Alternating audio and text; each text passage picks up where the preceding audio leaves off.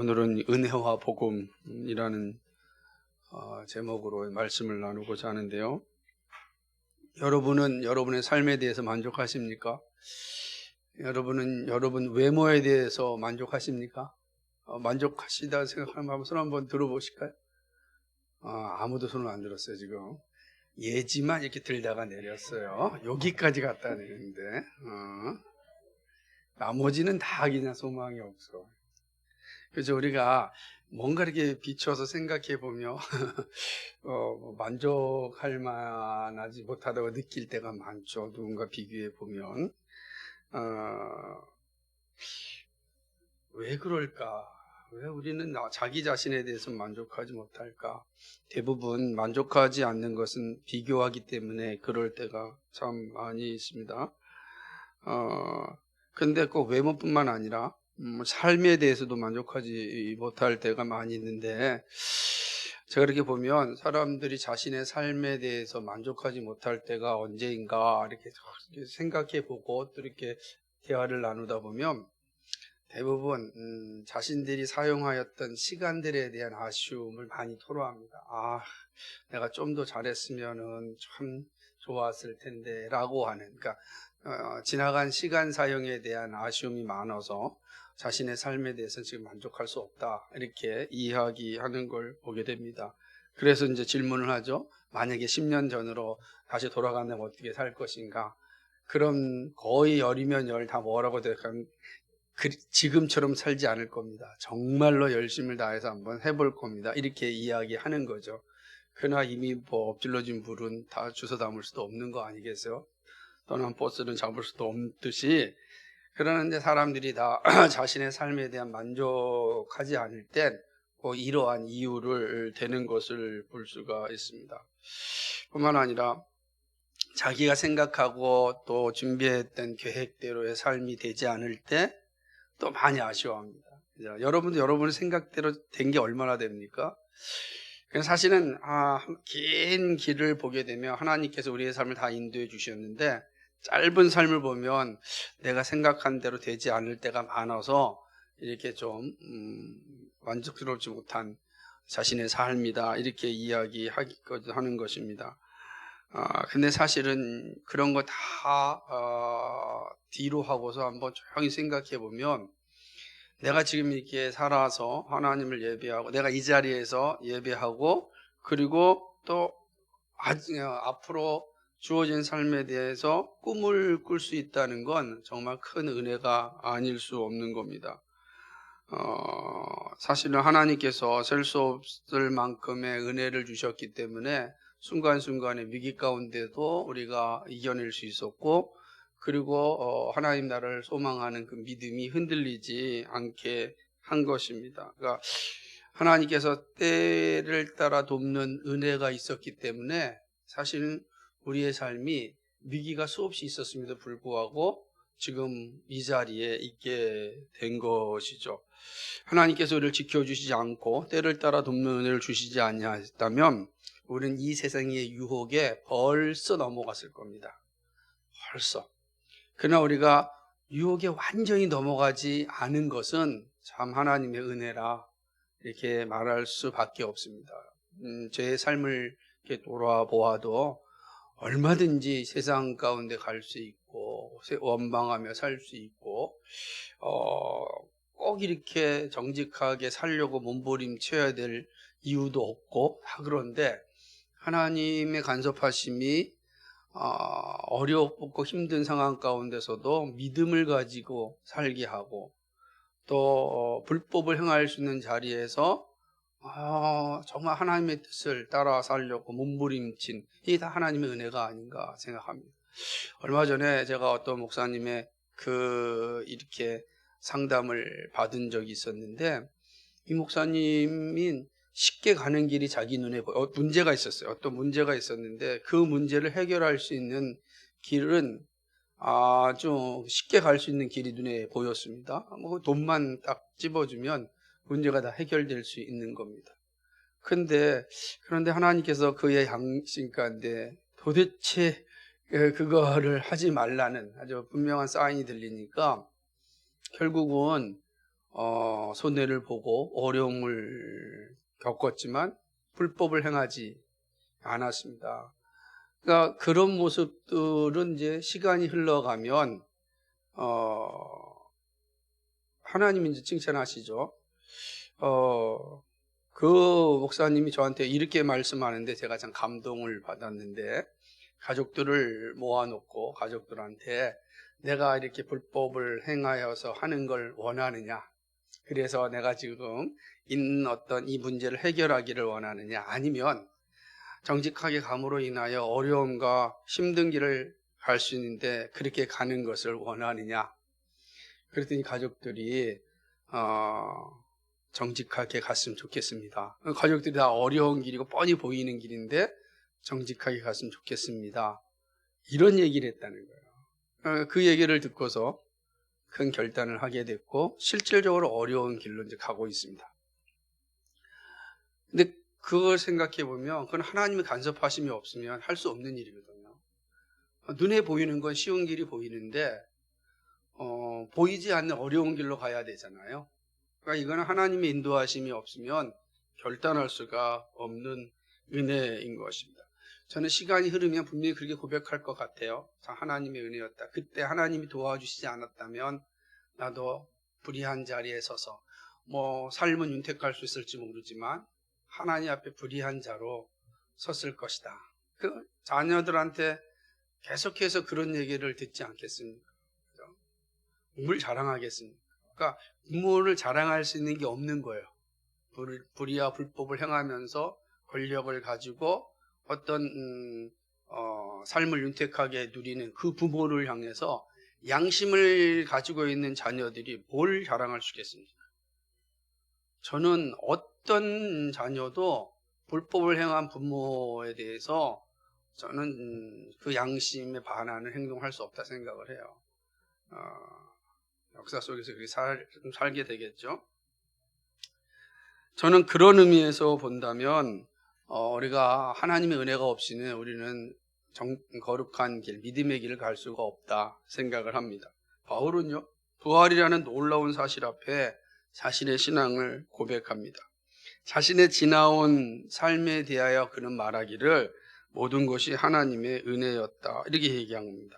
나의 나 된 것은 오직 하나님의 은혜라. 그러니까 은혜가 없다면 나는 오늘 이렇게 하나님 나라를 위해 살 수가 없다라는 고백이죠. 은혜라고 하는 거, 이거 선물이란 뜻이거든요. 그러니까 나의 나 된 건 하나님의 선물입니다. 그렇게 얘기하는 거예요. 나의 나 된 건 하나님의 선물입니다. 라고 이야기하는 것입니다.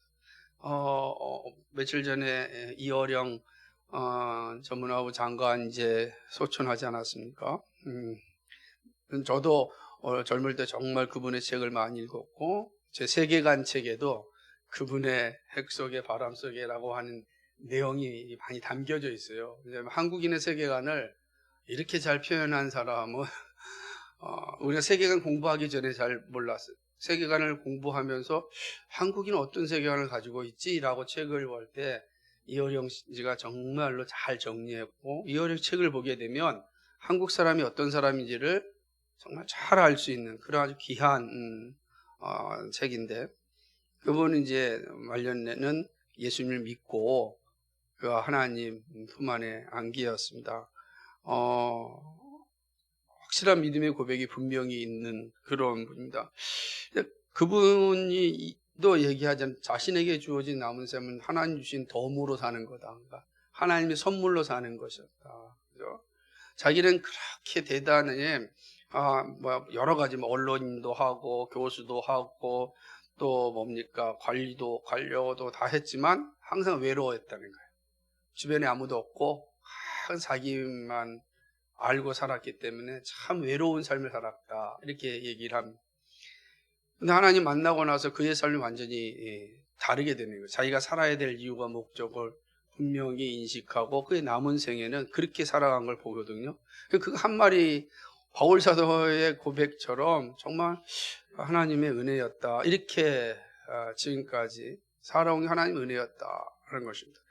저는 어저께 읽은 그 기사 중에 마지막 이제 돌아가시기 전에 많은 분들, 남아 있는 분들한테 한 말씀 하시라고 그랬더니 그런 말 했대요. 다들 평안하십시오. 평안히 살다가 합니다. 평안하십시오. 그 하나님의 은혜를 받은 사람들만이 할 수 있는 그 여유가 아닌가. 마지막 순간에도 그렇게 여유가 있잖아요. 모든 사람에게 평안을 빌어줄 수 있다는 건 정말 신앙을 갖지 아니하면 가질 수 없는 그런 모습이 아닌가 이렇게 생각합니다. 그런 측면에서 바울의 이 고백은 우리의 신앙을 돌아보게 하는 것입니다. 여러분도 아이가 아직 어려가지고 지나온 삶이 얼마 되지 않았기 때문에 지나온 삶이 정말 하나님의 은혜라 말하기에는 제 삶이 너무 짧아요 라고 말할 수 있을 것입니다. 그럼에도 불구하고 짧은 생애도 하나님이 함께 하셨습니다. 우리의 시간의 많고 적음에 따라서 그런 고백이 이루어지는 것이 아니라 물론 좀 깊어질 수는 있겠지만 그러나 단 하루를 살아도 단 하루를 지내도 하나님의 은혜가 있었기 때문에 오늘 우리가 존재하는 것이다 라고 하는 것입니다. 나의 나된 건 하나님의 은혜라. 나의 나된 것 한번 더 생각해 보고자 하는 것이죠. 이 말씀은 현재 자신의 모습에 대하여 감사하고 있음을 보여주죠. 나의 나된 것은 지금 자신을 원망하거나 혹은 불만족스럽게 여기는 것이 아니라 자신의 모습에 만족하고 있는 것입니다. 그러나 반면에 이 고백은 이전의 자신의 모습에는 자랑할 것이 없다라는 그런 것을 함의하고 있죠. 그래서 하나님의 부르심이 없었다면 나는 정말 불쌍한 자였다라는 것이 나의 나된 것이라고 하는 이 말씀 앞에 이제 담겨져 있는 것입니다. 그러니까 지금 내가 지금 바울이 이 고린도의 교회에 보내는 편지를 쓰고 있을 당시에 그의 삶이라고 하는 건 참으로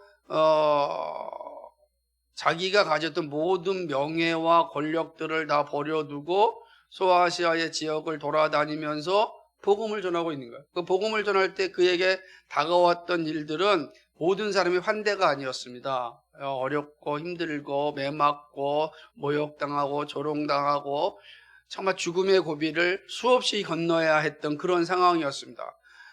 내가 왜 예수님 만나가지고 이 일을 당해야 되겠냐. 그럴 충분한 그러한 상황 속에 있었는데 그런 바울이 하는 말이 나의 나된 건 하나님의 은혜라. 나의 나된. 그러니까 평범하게 살아서 간 사람의 고백이 아니라 정말로 죽음의 고비를 수없이 건너야 했던 복음을 위하여 모진 고난을 당하고 있는 그러한 전도자의 입에서 나온 말이라고 하는 것입니다. 그러면서 말하기를 나의 나된 것, 나는 이전의 나의 삶보다 지금의 삶이 나는 더 행복하다라고 이야기하는 것입니다. 나에게 지금 하나님께서 이런 선물을 주시지 않았다고 한다면, 이런 멋진 삶을 살 수 있는 기회를 주시지 않았다고 한다면 나는 얼마나 불쌍했을까 이렇게 말씀하는 거예요. 아마 하나님께서 바울에게 그런 놀라운 선물을 주지 않았다면 바울은 지금 열심히 예수 믿는 사람들 때려잡고 죽이는 일에 열심히 하고 있겠죠. 그러다가 유대인 가운데 높은 자리를 하나 차지하겠죠. 그리고 로마인들과 서로 결탁하면서 부와 권력을 누리면서 살았을 것입니다. 충분히 그런 역량이 있는 사람 아닙니까? 얼마든지 그럴 수가 있어요. 근데 하나님께서 그를 그 모든 자리에서 떠나게 한 겁니다. 그리고 복음과 함께 고난받는 자리에 서게 한 것이죠. 이게 자랑할 만한 일이겠습니까?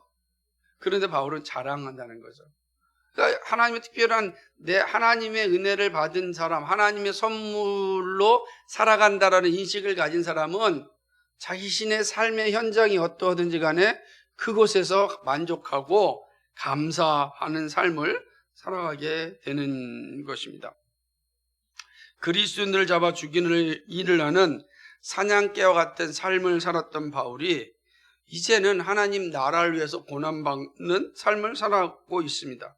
다시 말하면 복음과 함께 순종하는 양의 삶을 살아가는 거죠. 그러니까 사냥개에서 양이 된 거예요. 그러니까 바울의 인생은 사냥개와 같은 인생에서 양의 삶을 살아가게 된 것이죠.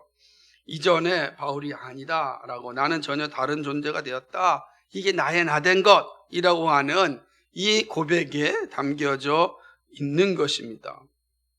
이제 그는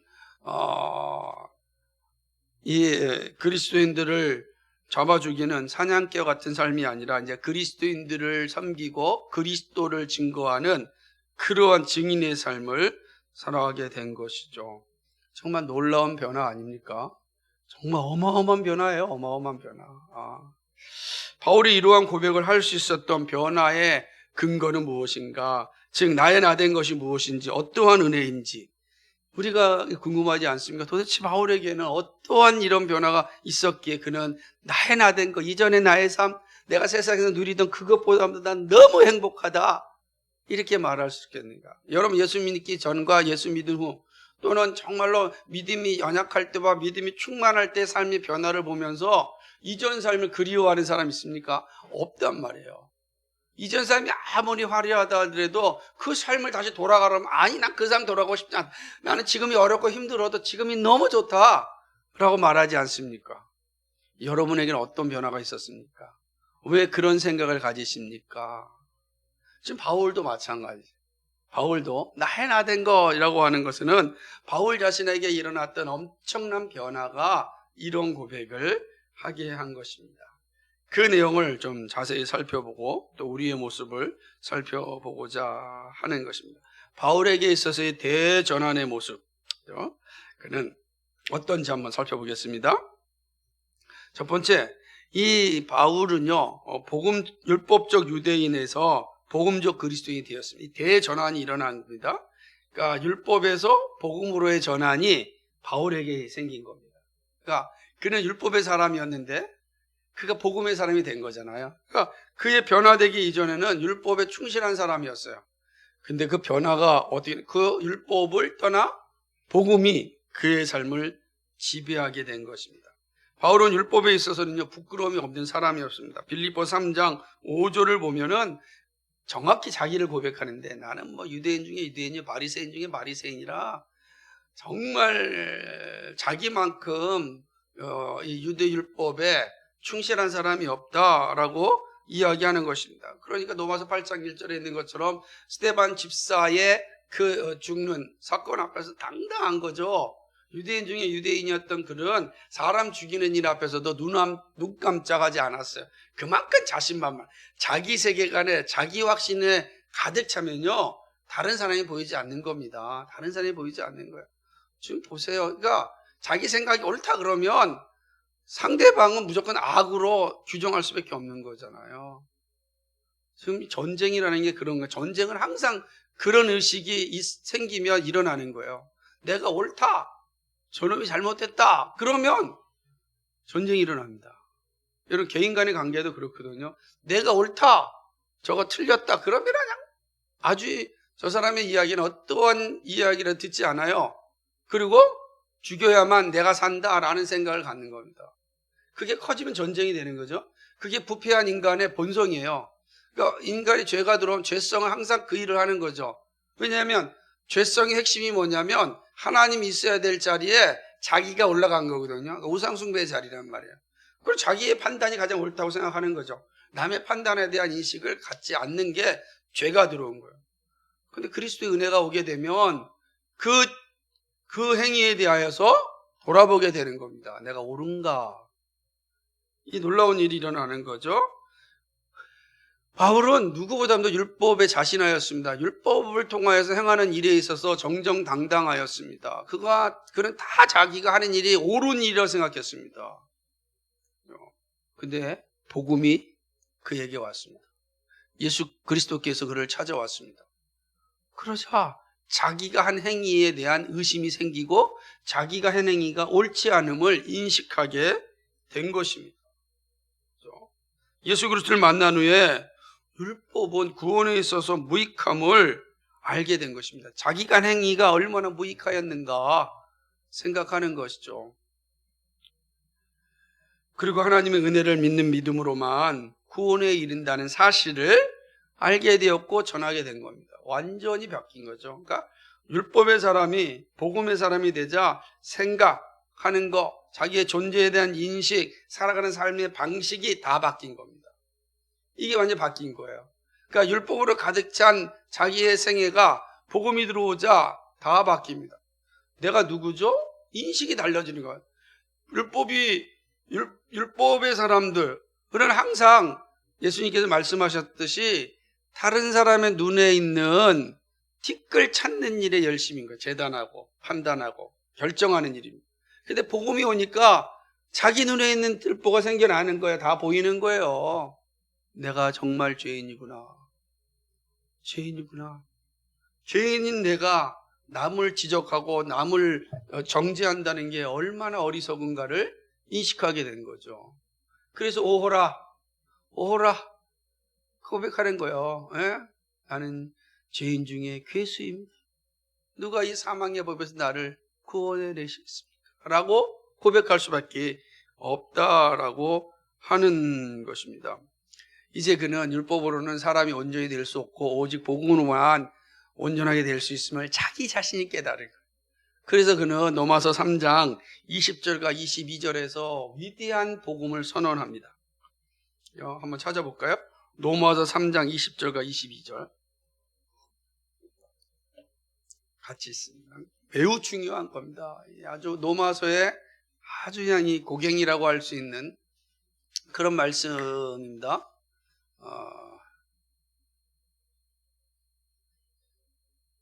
하시겠습니다. 시작. 그러므로 율법의 행위로 그의 앞에 의롭다 하심을 얻을 육체가 없나니 율법으로는 죄를 깨달음이니 이제는 율법에 하나님의 한 의가 나타났으니 율법과 선지자들에게 증거를 받은 것이 곧 예수 그리스도를 믿음으로 말미암아 모든 믿는 자에게 미치는 하나님의 의인이 차별이 없느니라. 모든 사람이 죄를 범하였음에 하나님의 영광에 이르지 못하더니. 아멘. 이 말씀 앞에서 우리가 인식해야 될 건 뭐냐면 율법에 대한 이해를 갖게 된 거야. 율법은 우리를 구원에 이를 수 없구나. 율법은 단지 죄를 깨닫게 하는 거구나. 근데 율법이 우리를 구원에 이른다고 생각한 거, 죄 문제를 해결해 준다고 생각한 거예요. 그러니까 해결이 안 됐단 말이야. 아무리 해도 해결이 안 되는 겁니다. 바울은 누구나 잘 알잖아요. 율법에 있어서는 정말 최고의 선생이었으니 너무 잘하는 거예요. 그러니까 잘 모를 때는 이것도 그런 것 같고 저것도 그런 것 같은데 정말 깊은 자리에 올라가게 되면 정확하게 보이거든요. 보이는 거예요. 이렇게 전문가가 그래서 사실 무서운 때가 그때예요. 바울의 입장에서는 율법에서는 전문가인데 아무리 제가 율법을 열심히 알고 행하려고 해도 마음에 자유와 기쁨이 없는 거예요. 왜? 율법을 하면 할수록 자신의 죄가 계속 드러나니까. 근데 하나님께서 율법을 주신 건 분명히 구원에 이르게 하는 거라고 생각했기 때문에 그 확신 속에서 계속 율법을 지켰는데 지키면 지킬수록 알면 알수록 깊이 들어가면 들어갈수록 드러나는 건 자신의 죄밖에 없는 거예요. 그러기 미치는 거죠. 정말 힘든 거잖아요. 그래서 율법을 버리려고 하니 버릴 수도 없어요. 이미 율법이 나를 죄라고 지정했는데 어떻게 벗어날 수 있겠습니까? 길이 없는 겁니다. 그러니까 더 악한 행위를 하는 거예요. 그러니 율법에 근거하여서 반대되는 사람을 잡아 죽여야 돼요. 그 열심과 그 행위가 구원에 이를 수 있다는 착각을 하게 된 겁니다. 그 행위가 무서운 거예요. 율법이 이렇게 무서운 겁니다. 율법에 갇히면 그거 아니면 안 된다고 생각하는 거예요. 율법적 신앙이 정말 위험한 게 뭐냐면 그걸 해야만 구원에 이른다는, 그래서 십자가의 은혜를 보지 못하는 겁니다. 바울이 그랬어요. 근데 복음이 들어왔습니다. 비로소 깨닫은 율법의 목적이 구원이 아니고 죄를 깨닫게 하는 거구나. 여기 환희가 생기는 겁니다. 구원에 이르는 길은 율법이 아니요 복음이다. 그리스도의 십자가가 비로소 내 안에 와야 내가 죄로부터 자유할 수 있구나. 그러니까 이게 하나님의 은혜입니다. 그 나의 나 된 건 하나님의 은혜. 나는 결코 율법에서 벗어날 수 없는 사람이었습니다 라는 뜻이에요. 나는 율법에 갇혀 살았던 사람입니다. 율법 속에 살다가 율법에서 죽어야 될 사람입니다. 그런데 나의 나 된 거, 지금 나 된 건, 율법에서 벗어나 복음의 사람이 된 건 그게 하나님의 은혜이다. 복음이 나한테 와서 내가 비로소 율법의 가치를 바르게 깨닫게 되었고, 이제 율법은 삶의 규범으로서만 필요하지 구원의 도구로서 필요한 게 아니다. 여러분, 이게 얼마나 환희겠어요. 여러분, 이 정도 되면 자신의 삶을 헌신할 만하지 않겠어요? 바울에겐 그런 거예요. 바울에겐 자기 인생을 다 율법을 위해 바쳤는데 율법의 본래의 목적을 깨달았으니 이제 율법의 가치가 달라진 겁니다. 그런 하나된 것은, 그래서 이제는 율법의 사람에서 복음의 사람으로 변하게 된 것입니다. 이것이 바로 이 바울의 변화의 그 한 모습이었다라고 하는 것이죠. 바울은 율법주의자에서 그리스도인이 되었습니다. 놀라운 은혜가 임하게 된 것입니다. 이제는 이제 자신의 삶의 목적이 분명해진 거예요. 그래서 로마서 14장 8절에 그가 이렇게 고백하는 거예요. 살아도 주를 위하여 살고 죽어도 주를 위하여 죽는 것입니다. 나는 사나 죽으나 다 주의 것입니다. 이 고백이 나올 수밖에 없는 거예요. 왜냐하면 그렇게 일생을 바쳐서 고민하였고 자신의 인생을 다 투자하였는데 답을 얻지 못했어요. 그런데 복음이 오자 그 답을 찾은 거예요. 그러면 자신의 인생을 무엇을 위해 살겠습니까? 여러분 잘 여러분의 인생의 최고의 꿈이 무엇입니까? 열심히 돈 벌어서 좋은 집 사고 남은 인생 이 땅에서 쾌락을 허영심 이런 걸 즐기면서 사는 겁니까? 그러면 죽을 때까지 채워지지 않는 갈증을 느끼게 됩니다. 죽을 때까지. 예? 이 탐욕은요 계속 커지지 줄어들지 않아요. 좋은 집 사면 더 큰 집 가고 싶고요. 그렇게 되는 겁니다. 이 사람들이 끊임없이 욕망에 사로잡혀서 욕망을 해결하지 못하기 때문에 끝나고 그러니까 자유를 못 누린 거예요. 욕망이라고 하는 율법, 욕망이라는 감옥에 갇혀가지고 자유를 못 누려요. 자유를 못 누리는 겁니다. 예? 자유가 얼마나 행복한 것인지. 자유는요 정말 행복을 가져다 주는 거거든요. 한번 물어보겠습니다. 그래서 내가 또 제일 편한 우리 백미수 사님한테. 백미수 사님이 결혼 30주년인데 남편이 뭘 해줬으면 좋겠습니까?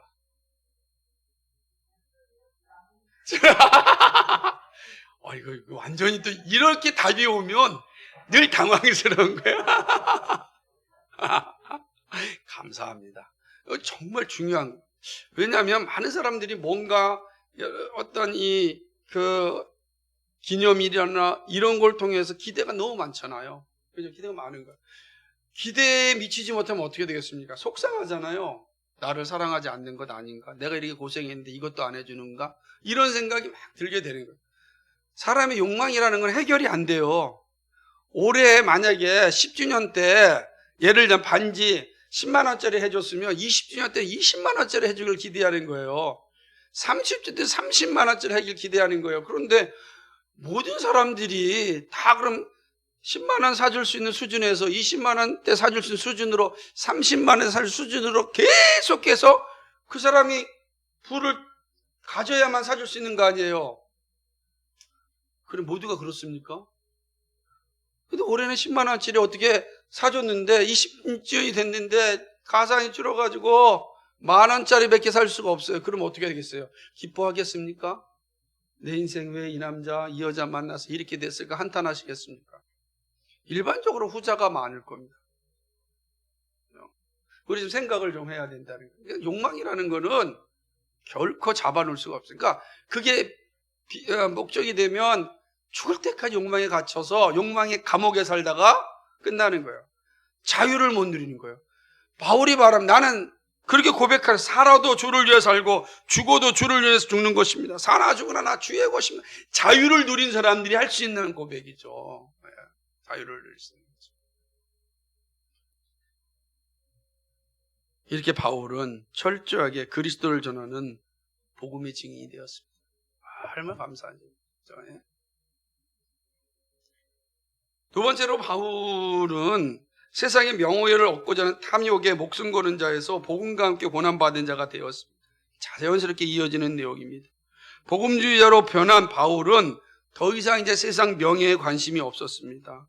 그는 당대에 자신의 명예를 얻고 누릴 수 있는 많은 조건을 가지고 있었지만 다 포기하였습니다. 자, 이런 바울의 모습을 보고 총독 베스도가 뭐라고 이야기해? 이제 우리가 다음 주에 사도행전 읽게 되면 이제 베스도한테 가잖아요. 벨릭스에서 갔다가 베스도에 가거든요. 이제 사도 바울이 이 가는 과정이란 말이에요. 지금 우리 사도행전 23장 우리가 아침에 읽었잖아요. 이제 사도행전 26장 가면은 총독 베스도 얘기가 나와요. 베스도 앞에 바울이 갑니다. 베스도가 바울을 보니까 진짜 미친 사람이에요. 바울이 이렇게 미친 사람이 없어요. 뭐라고 얘기하냐면 이렇게 얘기하는 겁니다. 뭐라고 하냐면 한번 찾아보시겠어요? 사도행전 26장 24절 한번 보세요. 한번 보세요. 뭐라고 이야기하는지.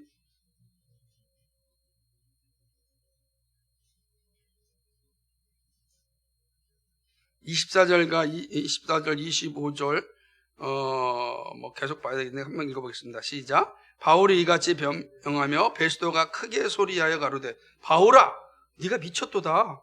내 많은 학문이 너를 미치게 한다 하니. 바울이 가로되, 베스도가 가여, 내가 미친 것이 아니오 참되고 정신 차린 말을 하나이다. 아멘. 그렇게 말한 이유는 앞에서 자신이 어떻게 예수님을 믿고 복음을 전하는 사람이 되었는지를 지금 베스도 앞에 다 설명하고 있어요. 그러니까 베스도가 보니까 너는 외적으로 보면은 대단한 사람이거든요. 대단한 사람이에요. 나중에 보면 알겠지만은 이 베스도 같은 사람, 벨릭스 같은 사람, 이런 사람들은 이 로마 시대의 원래 로마의 정통 관리가 아니라 노예였다가 유대의 총독으로 오는 거거든요. 노마의 노예를 살다가 권력자들을 잘 붙잡아가지고 유대 총독으로 왔어요. 이 사람들이. 그러니까 지금 권력을 누리고 있는 사람들이에요. 이 사람이 자기는 어떻게까지 살아남으려고 정말 사람들에게 버림받은 인생에서 이 자리까지 올라왔는데, 바울은 가만히 있으면 그 자리에 올라갈 수 있는 사람이라고. 로마 시민권까지 가지고 있지 않습니까? 바리새인 중에 바리새인 아닙니까? 조건을 갖춘 노예가 총독됐는데, 바울은요, 이거는 비교할 수 없는 시작이에요. 금수저죠. 그런데 바울이 그걸 포기했다고요. 그러니 베스도 입장에서는 바울이 미쳤죠. 정말 미쳤구나. 근데 바울이 뭐라고 합니까? 나 미치지 않았습니다. 지금 내가 참된 말을 하고 있는 것입니다. 이렇게 대답하잖아요. 복음이 들어오니까 그가 비로소 이 세상 탐욕, 세상 욕망이 아니라 참된 비전을 발견하게 된 겁니다. 욕망과 비전이 그겁니다. 정말 단지 어떤 비전을 어떤 가장한 욕망이 아니라 참된 비전을 지금 이 바울이 마음에 품었죠. 그게 바로 나의 나된 것이에요. 그러니까 하나님께서 그런 놀라운 비전을 심겨준 거 아닙니까? 그래서 그는 이렇게 얘기합니다. 디모데후서 1장 7절 8절인데요. 하나님이 우리에게 주신 것은 두려워하는 마음이 아니요 오직 능력과 사랑과 근신하는 마음이니, 그러므로 네가 우리 주의 증거와 또는 주를 위해 갇힌 자 된 나를 부끄러워 말고 오직 하나님의 능력을 쫓아 복음과 함께 고난을 받으라. 이렇게 고백하는 겁니다. 나는 감옥에 있든 어디에 있든 나는 주를 위해 사는 게 행복하다. 나 부끄럽지 않다. 여러분, 부끄럽지 않은 사람이 정말 위대한 사람이에요. 복음과 함께 살 때 부끄럽지 않은 사람이 정말 자유를 누리는 사람입니다. 자유를. 예? 보이는 건 잠깐이지만 보이지 않는 것이 영원함을 알기 때문에 그런 것입니다. 그는 세상의 명예와 권세, 지식을 다 배설물로 여겼습니다. 그런 것이 나를 만족하게 할 수 없다는 것을 알았기 때문입니다. 만족하게 할 수 없다. 예? 제가 며칠 전이 이제 저희 결혼 기념일이었어요. 27주년이었는데 27주년 제가 한 일이 뭐냐면 산에 가는 일이었습니다. 왜 산에 갈까 생각해 보니까 제가 신혼여행 때 27년 전에도 신혼여행 때 한라산 백록담을 등정했습니다. 그러니까 이제는 결혼 기념일마다 이제 한국의 산들을 다 등정을. 근데 제가 오면서 참 감사했던 게 뭐냐면 돈 들이지 않고 산 등정하니까 얼마나 감사합니다. 그것만으로 만족하겠다는 거예요. 산만, 저는 그래서 제가 최고의 그 행복한 사람이다. 뭘 요구하지 않고 산만 가면 돼요. 산에 가서 사진 찍고 오면 뭐 그것으로 이제 다 끝나는 거. 내려와 가지고서 시골이니까 칼국수를 파는데 여기에서는 칼국수가 8,000원이잖아요. 8,000원, 9,000원 하는데 거기 칼국수는 4,000원이에요, 1인당. 시골 칼국수. 그러니 칼국수 둘이 8,000원에 먹었는데 얼마나 많이 주는지 몰라요, 양도. 정말 행복했습니다. 그래서 제가 오면서 진짜 그래서 더 행복한 건 뭐냐면 제가 거기서 막 그러니까 재미난 이야기를 했더니 그 할머니가 칼국수 하시는 할머니인데 할머니가 나오면서 우리 사람한테 뭐라고 했냐면 정말 좋은 남편 뒀다고, 이렇게 훌륭한 남편이 어딨냐고 막 얼마나 행복한지 막 하는 거예요. 막 그러면서 왜냐면 다른 남편들은 말을 안 하는, 자기 남편은 말을 안 하는데 이렇게 말을 걸어주고 없는 말도 만들어서 얘기해 주니 얼마나 훌륭하냐고. 제가 그냥 어깨가 으쓱해가지고 제가 왔습니다. 그거 되게 행복한 순간이었어요. 여러분 잘 생각해 보세요. 우리가 무엇을 위하여 할 때 행복할까? 무엇을 누려야만 우리는 정말로 자부심을 느끼고 사람들 앞에 자랑할까? 저렇게 바울의 나의 나된 것이라고 하는 이 은혜 속에는 정말 세상의 가치와 기준과는 다르게 살아야 되지 않을까? 우리가 정말 하나님 나라의 가치를 가지고 산다고 한다면 분명히 우리의 모습은 달라져야 되지 않는가? 스스로가 우리가 한번 생각해 보았으면 좋겠습니다. 그래서 바울은 복음의 위대함을 알았기에 세상의 것으로 만족하지 않았습니다. 이제는 그리스도만을 위하여 살아가고 그리스도 안에서 만족합니다. 이런 은혜가 여러분에게 있기를 주님의 이름으로 축복합니다. 네, 마지막으로 보게 되면 이제 이렇게 삶을 살았잖아요. 나의 나된 것이 이 놀라운 하나님의 은혜를 가진 이 율법이 아니라 복음이 들어오니까 그의 인생이 완전히 바뀌어진 거죠. 그러니까 복음이 들어올 때 그는 완전 인생이 바뀌었습니다. 그러자 그는 남은 생애를 무엇을 위하여 살아가냐면 자신의 명예와 성공 같은 건 이제 배설물을 여겼어요. 그럼 매우 소극적인 측면이잖아요. 배설물로 여기는 건 소극적인 삶이에요. 이제 그가 적극적인 남은 생애를 살아가는데 그것은 어떤 삶입니까? 생명을 빼앗는 것이 아니라 생명을 나누는 그런 삶이 됩니다. 제가 어저께 그 자크 아텔리라고 하는 그 이탈리아의 아주 유명한 미래학자가 있습니다. 그분의 강의를 쭉 듣는데 아주 의미 있는 두 포인트를 얘기하는데 하나는 뭐냐면 죽음의 경제와 생명의 경제가 있다. 전쟁과 같은 이런 것들은 죽음의 경제, 군수물자 만들고 이런 거 다 죽음의 경제를 이야기한. 그는 만들면 만들수록 죽음의 자리로 이끌어가는 거다라고 하는 거예요. 화석연료 만들면 만들수록 죽음의 경제로 이끌어가는 거다. 그래서 생명의 경제가 있다. 생명의 경제라는 건 살리는 경제잖아요, 말 그대로. 근데 생명의 경제는 대단한 변화가 있어야 되는 것이고 오랜 시간이 걸리는 거다. 근데 이거 하지 아니하면 어느 순간 우리의 이 미래 자체가 어두워질 거다. 그 중에 대표적으로 아이를 낳지 않으면 어떻게 될까? 잘 생각해 봐라. 그래서 하나씩 아이가 없어지면서 도표를 그리는데 그게 되게 다가온 거예요. 학교가 없어지겠죠. 학교가 없어지고 학교에서 일하는 사람도 없어지고 또 자연이 또 사람이 없어지니까 병원도 없어지고 산업 일꾼도 없어지고 결국 미래 세대를 위하여 투자하지 않을 때 결국 자신을 죽음으로 이끌어가는 것과 같다. 그러니까 정말로 살리는 생명의 경제는 다음 세대를 위하여 투자하는 거다. 지금의 행복하게 살려면 다음을 깊이 생각하고 이 문제에 있어서 정말 돌아보면서 투자해야 된다라고 하는 그 강의를 들으면서 허정은 많은 생각을 했어요. 우리가 정말 죽음의 경제에는 익숙하지만 생명의 경제에는 익숙하지 못한 채 살아가고 있구나. 우리가 녹색 소비나 녹색 경제라고 하는 것들은 말은 하지만 우리가 잘 그러하지 못하고 있구나 하는 생각을 했습니다. 바울이 그랬어요. 바울이 생명을 빼앗는 사람이었어요. 사도행전 8장 3절에 보면 사울이 교회를 진멸할 때 각 집에 들어가 남녀를 끌어다가 옥에 넘기냐. 이게 사울이 하는 일이었어요. 사울이 대단한 율법자 아니에요. 그러니까 율법을 가지고서 한 일이 뭐예요? 사람을 죽이는 일을 했다고요. 그러니까 율법을 배워가지고 한 행위가 사람을 죽이는 일을 한 거예요. 예.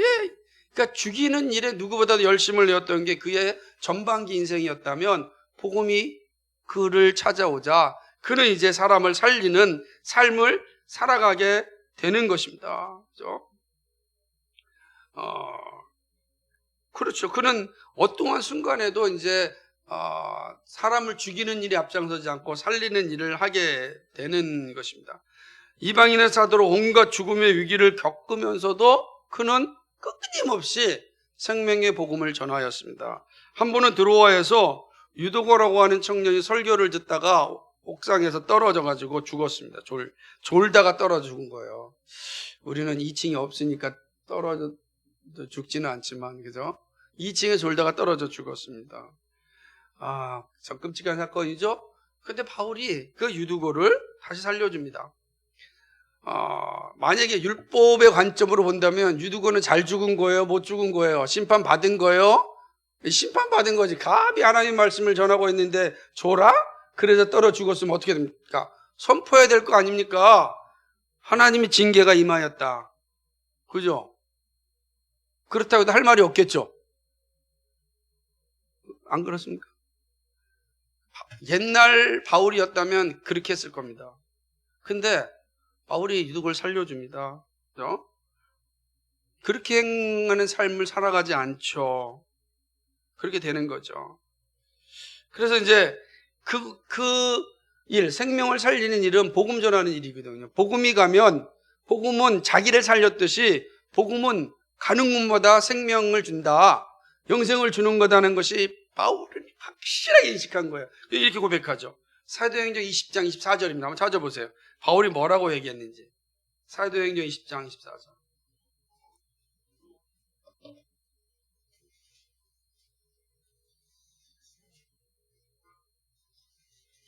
같이 읽습니다. 시작. 나의 달려갈 길과 주 예수께 받은 사명 곧 하나님의 은혜의 복음 증거하는 일을 마치려 하면은 나의 생명을 조금도 귀한 것으로 여기지 아니하노라. 아멘. 이게 바울의 이제 인생이죠. 이게 복음이 들어와서 바뀐 바울의 모습입니다. 네 번째는요, 그가 어떤 모습이 나타나는가? 부를 쫓는 자에서 자족하는 삶을 즐기는 자가 되었습니다. 빌립보서 4장 11절과 13절은 그런 거예요. 내가 궁핍함으로 말하는 것이 아니라 어떠한 형편이든지 내가 자족하기를 배웠다. 율법은 아까도 말씀드렸지만 욕망에 사로잡혀서 욕망이 채워질 때까지 욕망 속에 살아갑니다. 자족이 없어요. 복음이 들어오면 감사합니다. 자족이 생깁니다. 자기의 주어진 일에 최선을 다하면 자족한다고 해서 그냥 멍 때린다는 게 아니에요. 인생을 그냥 게으름 속에 내버려 둔다는 뜻이 아니에요. 자신의 주어진 환경에 불평하지 않고 그 환경에서 오늘 요셉처럼 최선을 다하여 자신의 산을 감당하는 게 자족하는 겁니다. 비교하고 원망하는 것이 아니라 나의 삶에서 최선을 다하는 거예요. 이 자리, 이 상황, 이 모습 그대로 하나님 주셨잖아요. 우리 각자에게 은사를 다 주셨고 재능을 주셨어요. 그거는 비교하는 것이 아니라 나의 것이에요. 나된 것이에요. 그러니까 그 안에서 감사하며 살아가는 것, 그것이 바로 바울이 나타나는, 복음이 들어와서 나타나는 모습이 되는 것입니다. 두 가지가 더 있는데, 세 가지가 더 있는데, 세 가지가 아니라 8가니까 4가지가 더 있는 바울의 모습인데 다 설명하기가 시간이 많이 지나가니까 제가 제목만 이렇게 말씀드리면서 한번 생각해 보겠습니다. 다섯째는요, 그런 교회를 허무는 자에서 교회를 세우는 자가 되었습니다. 너무나 잘 알죠. 여섯째는 세상을 사랑하는 자에서 십자가를 자랑하는 자가 되었습니다. 갈라디아서 6장 14절에 있는 말처럼 나는 십자가 외에 자랑할 것이 없다 그랬습니다. 일곱 번째는 지옥으로 향하는 자에서 천국을 소유한 자가 되었습니다. 그렇게 됐죠. 세상은 하나님을 알되 하나님에 대해 감사하지도 않았지만 그는 하나님을 만나고 나서 자신의 살아가야 될 것이 무엇인지 분명하였습니다. 그것이 빌립보서 1장 21절과 23절인데 21절에 이렇게 이야기합니다. 이는 내가 사는 것이 그리스도니 죽는 것도 유익함이라. 천국을 소유한 자들은요, 삶에 대한 자신감이 다르게 되는 겁니다. 마지막 여덟 번째는 자신을 위한 열심에서 하나님을 향한 열정으로 삶이 변화됩니다. 정말로 위대한 변화가 오는 거예요. 이제 그래서 믿음의 선배들이 소요리 문답 1문에서 뭐라고 했습니까? 사람이 제일 되는 목적이 무엇이라고요? 하나님을 영화롭게 하는 것이다. 그를 영원토록 즐거워하는 것이다. 그것이 바로 바울의 삶에서 나타나는 모습인 것입니다. 이제는 말씀을 맺으면서 여러분 스스로에게 한번 질문을 던져보세요. 여러분의 삶은 어떻습니까? 여러분 안에 복음이 들어와서 여러분이 바울과 같이 나의 나된 것이라고 고백을 한다면 여러분은 어떠한 삶의 모습이 여러분 가운데 나의 나된 것으로 남아 있습니까? 나의 나된 것, 이 감사와 이 기쁨과 이 즐거움이 나를 지배해야 됩니다. 하나님의 은혜가 임하여서 지금 나의 나된 것이 되었습니다. 나는 율법과 욕망에 갇혀서 살던 사람이었는데 복음이 나로 하여금 은혜와 자유의 삶을 살게 한 겁니다. 여러분 어떠세요? 여러분의 삶에는 어떤 변화가 왔고 여러분은 어떻게 평안을 누리고 있습니까? 우리가 이 분명한 복음에 대한 고백이 없으면 우리의 삶 자체는 되게 힘들어집니다. 이 복음에 대한 확실한 고백, 내가 복음으로 말미암아 새로운 존재가 되었다는 거, 이 사실, 이것이 내 안에 살아있으면 우리의 삶의 자리는 정말 다르게 되는 것입니다. 말씀을 듣고 천천히 자신을 돌아보시기 바랍니다. 나의 나된 것이 무엇인지 살펴보시기 바랍니다. 하나님의 은혜가 무엇인지 되짚어 보시기 바랍니다. 자세히 하나님께서 나에게 어떤 은혜를 베풀어 주셨지? 오늘 꼭 묵상해 보십시오. 그러면 제가 확신하건대 감사가 넘쳐날 겁니다. 감사가 넘쳐날 겁니다. 또한 동시에 내가 어떻게 살아야 하는지에 대한 열정이 생길 겁니다. 우리는 이 하나님의 은혜를 아는 사람은 이게 열정 없이 살 수가 없어요. 하나님 나라를 위하여 나의 생애가 정말 충성스럽게 살 수밖에 없습니다. 그 깨닫기 전까지, 알기 전까지는 그냥 이렇게 살아가요. 세상 사람처럼 욕망에 사로잡히고 하루하루 시간 때우고 그렇게 살아갑니다. 내가 누구인가라고 하는 복음에 대한 자각이 일어나면 우리는 그렇게 살 수 없습니다. 가정주부로 있던, 학생으로 있던, 직장에 있던, 사업을 하던 그 자리는 나의 나된 것의 자리거든요.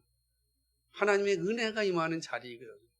그러니까 그 은혜 받은 자답게 사는 거예요. 바울의 고백처럼 사나 죽으나 다 주를 위하여 살겠다. 이 확신인 거예요. 여러분의 삶의 자리가 복음을 전하는 자리임을 기억하십시오.